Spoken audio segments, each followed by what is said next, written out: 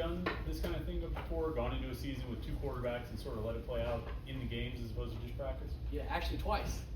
18 at Boston State, we actually had two vet quarterbacks. We didn't name a starter, and one actually left right before camp started. And later on, a year later, he ended up winning the D2 Heisman. And then we ended up having the guy who ended up being the backup that year ended up winning the GSC Player of the Year D2. So I've done it before, and then obviously last year at Western Carolina actually going into the first game, we didn't name a starter. We played both, and then the guy that played the best in the system and in live action is the guy we went with. Kade, Pat was telling us that Eli's really caught up here over the last week or so. What has he done to really improve and make this a dead heat? I think the first thing is he got healthy. He was struggling moving around in spring, because of the hamstring. But also, as a young guy, he's very mature. And I think that's because of Nate. Nate's a very mature guy, man. Nate's a pro. So, if he wanted to compete for this job, he would have to attack every day like a coach, like a pro. And that's really what's caught him up. You don't see a lot of young guys his age coming with the mentality of, just, hey, I got to work just as hard. I got to put the work in. I got to be up here watching film and studying. And I think that's kind of what, got him caught up because, he was a little bit behind after spring ball. How have you seen the offensive linemen adjust to this faster paced scheme? And, because I know when I talked to Coach Darbo on Media Day, he said when he's recruiting with you, you guys would recruit fast and athletic guys and put weight on and play offensive line. And obviously these guys are recruited for a pro style. So how have you seen them develop? It was just a totally different game, like last year, obviously more huddle. When we got here, we had to get the guys' weight down. I mean, we had a lot of guys that were overweight and not just overweight, but the type of game they played last year was, hey, huddle, 20, 30 seconds, and then come off the football downhill, right? So I think when we first got here, it was tough because, it's different, man, when you got a chance to, you can snap the ball in 7 seconds, 7 to, 15 seconds at any time, so, but you know what, they work their butts off. I mean, look at a lot of guys that change their bodies into what we want, being athletic, being twitchy, being able to get in your stance fast and not, and not take a deep breath, right? Those guys have really put the work in, and all it's done is now made us where our tempo is so much better from spring. I mean, look at just when we want to go fast, like our center is, bam, he's on the ball, he's making the calls, the linemen are getting in their stance. They're not, waddling around, because they're not used to it. Now they know the expectation of when the ball's supposed to get snapped when we do want to go fast. And so, but we got good leadership in that room. You got Branson, who's a senior, Jacoby, who hasn't played much because he was hurt last year, but he played a lot on the 21 team when they won here. Those guys are great leaders. And then I think Cooper's became a great leader since he's taken over the center job. So they work their butts off. Linemen don't say much, so I enjoy being around those guys. With 7 seconds like a record, for you guys to run this kind of offense? No, the goal, look at the fastest teams in the country, like last year, obviously, the USFs, the Tennessees, some of the teams around the country, the air raid teams, the up-tempo, vertical option teams, they average around 20 seconds per snap when you add in third downs and all the situational football 4 minute, right? Basically, they average around 20 seconds per snap, but if you look at when they snap it the fastest, you want to be able to snap the ball in 7 seconds, or less. That's kind of the goal. That out here? Yeah, and we'll have clips. We keep up every day. We have someone that's keeping the time of how many times do we snap the ball 7 seconds or less, how many times do we snap it 15 seconds or less, or 12 seconds or less, right? And then how many times do we snap it 23 seconds or less, right? So we keep up with a percentage of, hey, are we snapping the ball 60% of the time at this speed? Are we snapping it, 50% this day, 40%? And sometimes it depends on red zone or third downs, right? If it's going to go, if we're going to take a little bit longer, go a little bit faster, right? So, we're always trying to keep up and always trying to push the point on that, Well, if I asked you what percentage was the highest, would that be revealing too much information? Yeah, I don't want to say that, and to me, you'll watch us play, some games we'll play really, really fast, and some games we'll play, fast, and some games we'll play medium, and some games we might, do more different stuff, It all depends on how can we score points, right? Like, I'm not this type of coach. I grew up my dad played, like I said, professional football. I grew up in a pro high household. I love NFL football, right? So I grew up at the point of, hey, how efficiently can we score points, right? And I'm not one of these guys, hey, we have to get 90 snaps a game. If we don't get 90 snaps a game, it's not good enough, I want to be a guy who, hey, what do we got to do to put the players in position that week to win the game and score points? And I think that's something that I've always kind of, build on, and I make sure I'm game playing the right way to do that. What's your biggest fear? Biggest fear? Any offense, I think any team is staying healthy.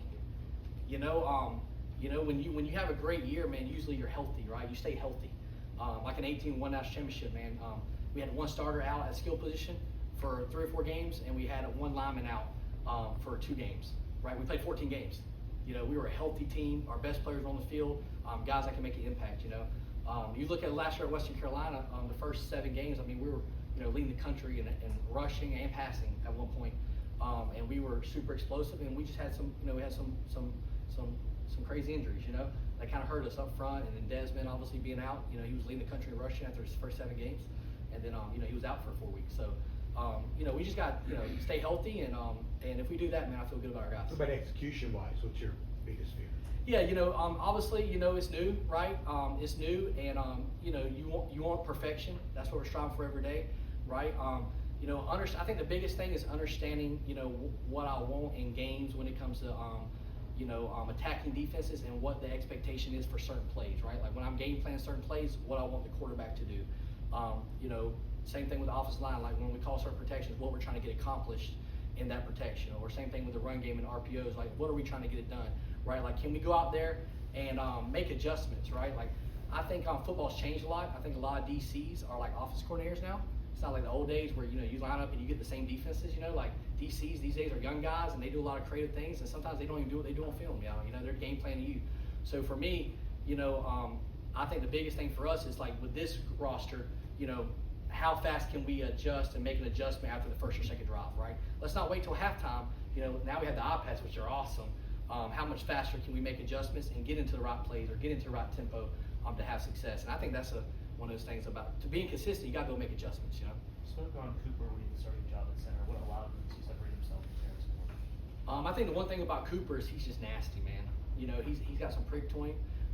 You know, and he can move. You know, he's very athletic. Our center has to do a lot of things.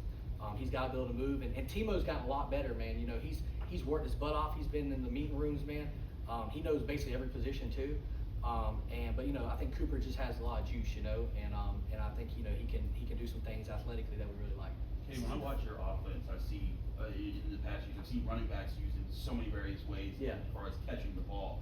How Desmond's a guy that's used to it, right? Yeah. How have guys like Rodney and Derek taken on learning that part of it? How has Desmond led them in learning that part of the game? Yeah, I think that's a big part of it. You know, I think that's one of the biggest things. You know, run plays are run plays. You know, blocking schemes are blocking schemes. But having Desmond here, you know, helping teach the passing game. You know, like understand the pass concepts, not just run concepts, right? And understand what we're looking for when we're reading, because you know, like we're going to coach our butt off and we're going to be detailed. Like, you know, our running backs, we teach them read coverages and read leverage. Like we're not just out there running routes. You know, we're trying to develop them for the next level, right? So guys like Rodney, I think he's a 3-down back. You know, like I think he's a guy who can catch out of the backfield. He blocks well in protection. Like he's a guy who can do all 3 too, right? The guy that's really gotten so much better since January is Derek Davis. You know, he was more just a downhill, straight line, you know, big, fast guy. But you talk about a guy in the summer that's worked on catching the football, worked on running routes on the backfield. I mean, he's been very consistent in that stuff, and he's also a very smart kid. So he pays attention.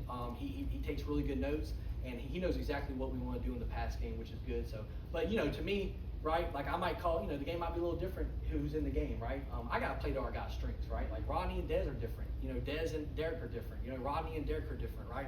So, hey, whatever they've done well in camp, what plays they like, which run plays they like, which pass game, what they do in the pass game, right? Like I got to call the game for our players, not for me. I know that Rodney and Dez are your 2 official starters with the oars next to him. How close is Derek to being in that mix, like as far as distribution of how much you use in all 3 of them? Yeah, I mean, we've always played multiple backs. You know, we have to with our tempo. And just, you know, to me, you know, when it comes down to it too, is you want to keep guys fresh, man. Like running back, y'all know how even in the NFL, right? Like you don't get paid a lot, right? You know, it's a position where you got to keep guys fresh. You got to keep guys healthy. And if we're going to play a 12 game season, man, like we want running backs that run just as hard as they were week 1 as they are, you know, week 12. So, you know, Derek's right there, man. I mean, he's going to be a guy who's going to be on the field, you know. We've played, even last year and in years past, we've played around 2 to 3 backs every game. And that's the goal, right? And get them touches and get them in the right situation, right? Like when they're in the game, what's the best things they do well? This isn't the first time you've had to translate your scheme to kind of a higher level of football. Yeah. What kind of has to happen when you take a leap up to hit the ground running? I think the number one thing is, I think skill players are skill players. You know, I think if you look at, just football in general, right? Like, you got guys that can run, right? You got long guys that can make plays down the field in 50-50 balls, right?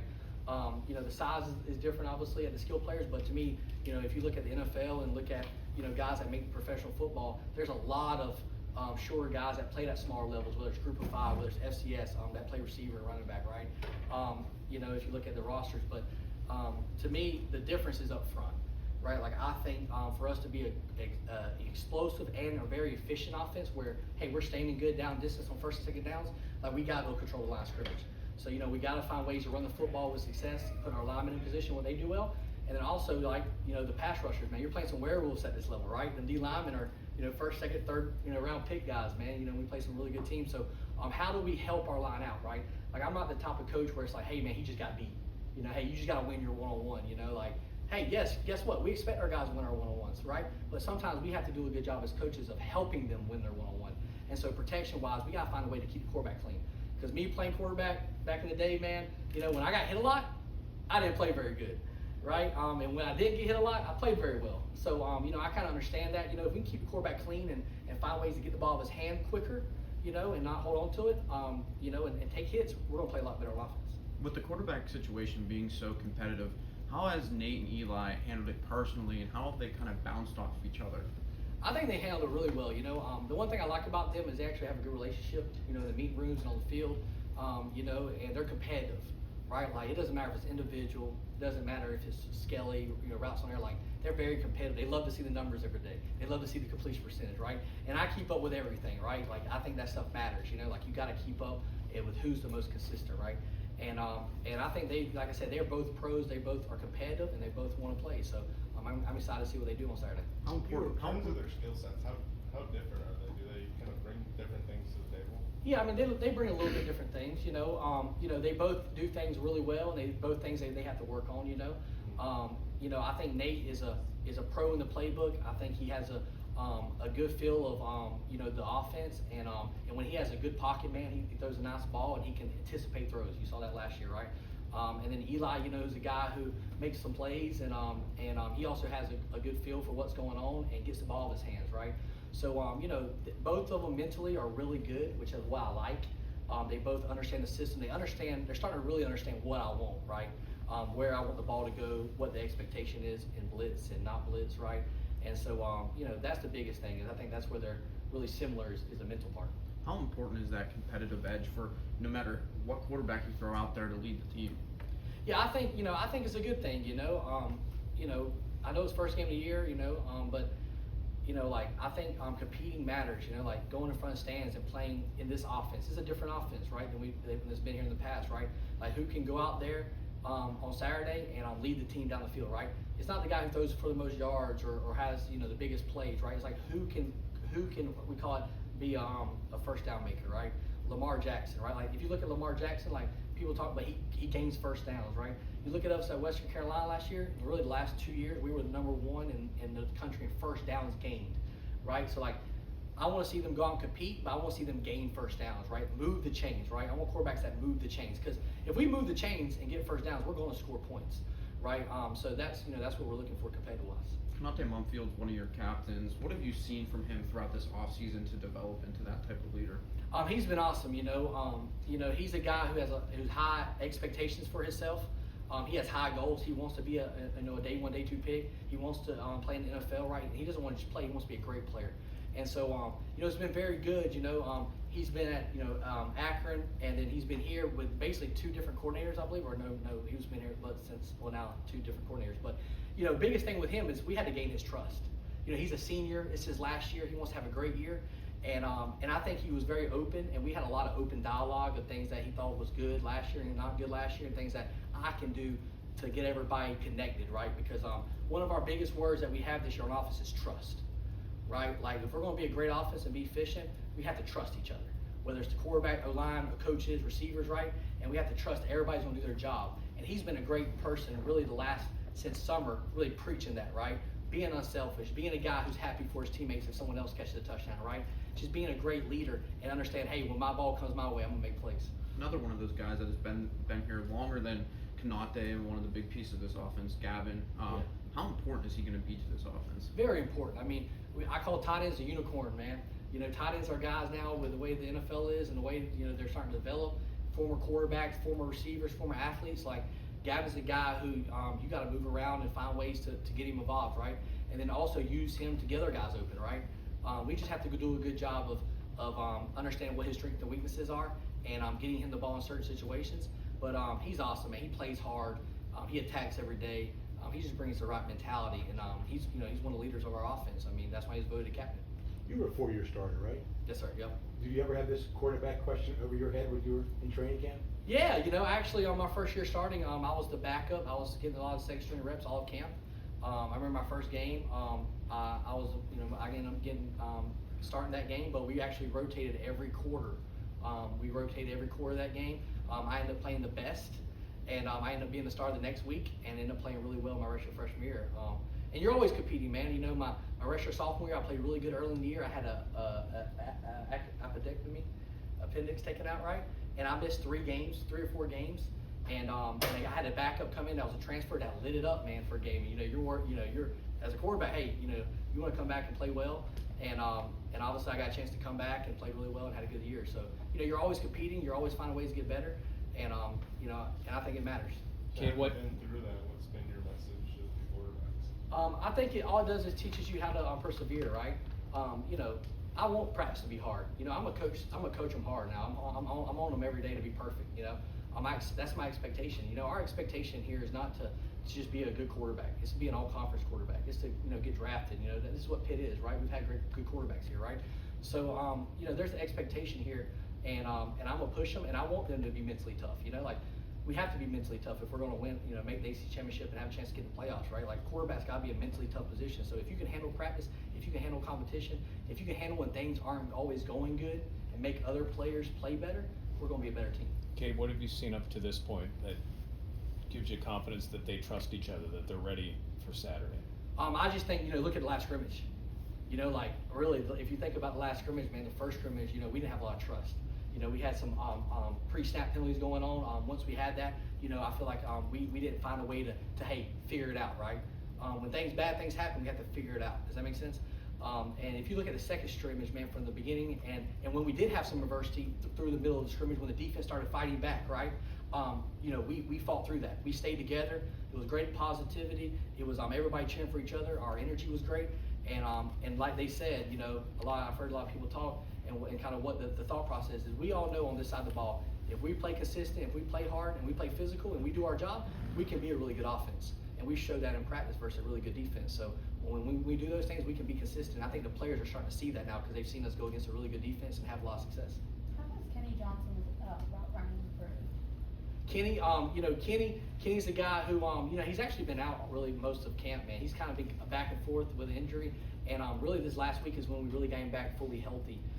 So, you know, for him, it's just been mental, you know, making sure that he's studying and knowing what's going on. He's been very much of a pro when it comes to taking, you know, getting his body back right after the injury with the hammy and obviously watching film. And so coming back this week, he's been very good knowing what to do, focusing. He's a guy who, he's still young, you know, like as much as he, you know, we want him to be that, you know, that NFL draft pick, he has the ability to do that. I really believe that. I really think he can be an NFL draft pick and play at the next level. But he's still young and he has to get reps and he still has a long way to go. I think Kenny's the type of guy who, man, by the end of the season, man, if as long as he stays healthy and he's practicing and being efficient, he's gonna have a great year. You said when you were a redshirt freshman in a quarterback competition, it was you went quarter by quarter, back and forth. We have kind of a similar specific plan this weekend with Nate and Eli. Me and coaches have a dialogue. You know, we're always open, man. You know, we've talked about the quarterbacks probably every other day during camp. You know, we're always meeting, always you know, we talk about the stats, talk about what we saw film. You know, we're very open to everything. We haven't determined that yet. You know, we still have one more practice. You know, like I said, this week has been big, you know, seeing how they handle the game plan, see how they handle the team when they're out there, seeing who's very efficient, and you know, and that's what we're going to do. You know, once we get to game time, we'll get close and we'll kind of have an idea how we want to do it. Thanks, guys.